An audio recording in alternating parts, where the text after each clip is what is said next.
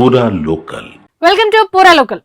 World championship legends టోర్నీలో భారత్ పాకిస్తాన్ మరోసారి తలపడే సందర్భం ఎదురైంది. ఇప్పటికే లీగ్ స్టేజ్ లో మ్యాచ్ రద్దయిన సంగతి తెలిసిందే. పాకిస్తాన్ తో ఆడేదే లేదని టీమిండియా మాజీలు తేల్చి చెప్పడంతో క్యాన్సిల్ చేస్తూ నిర్వాహకులు నిర్ణయం తీసుకున్నారు. ఇప్పుడు ఇరు జట్లు సెమీస్ కు చేరుకోవడంతో ఏమవుతుందోనని అభిమానులు ఆసక్తిగా ఎదురుచూస్తున్నారు.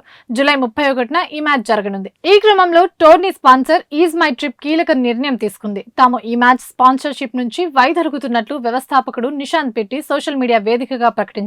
ఉగ్రవాదం, క్రికెట్ ఒకదానికొకటి ముడిపడి ఉండవు. వరల్డ్ ఛాంపియన్షిప్ లెజెండ్స్ సెమీస్ కు చేరుకున్న భారత ఛాంపియన్స్ కు శుభాకాంక్షలు. దేశం గర్వపడేలా చేశారు. ఇప్పుడు పాకిస్తాన్ తో సెమీస్ లో తలపడాల్సి ఉంది. అయితే ఈ సందర్భంగా ఒకటి చెప్పదలుచుకున్నాను. మేమెప్పుడు టీమిండియా వెంటనే ఉంటాం. ఇరు దేశాల మధ్య పరిస్థితులు సద్దుమణిగే వరకు మేము ఎలాంటి మ్యాచ్లకు స్పాన్సర్ చేయబం. భారత ప్రజలు మనోగతాన్ని మేము విన్నాం. అందుకే WCL లో భారత్ పాక్ మ్యాచ్ స్పాన్సర్షిప్ గా ఈజ్ మై ట్రిప్ ఉండదు. కొన్ని అంశాలు క్రీడల కంటే ఎక్కువ.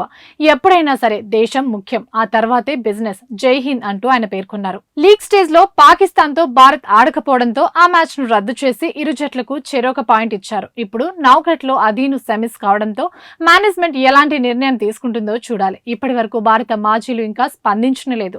తాజాగా విండ్స్ పై యువరాజ్ సింగ్ నాయకత్వంలోని భారత్ విజయం సాధించడంతో 4వ ప్లేస్ దక్కించుకుని సెమీస్ కు చేరుకుంది. ఇప్పటికే పాకిస్తాన్, దక్షిణాఫ్రికా, ఆస్ట్రేలియా కూడా నాకౌట్ దశకు చేరుకున్నాయి. విండీస్, ఇంగ్లాండ్ టోర్నీ నుంచి నిష్క్రమించాయి.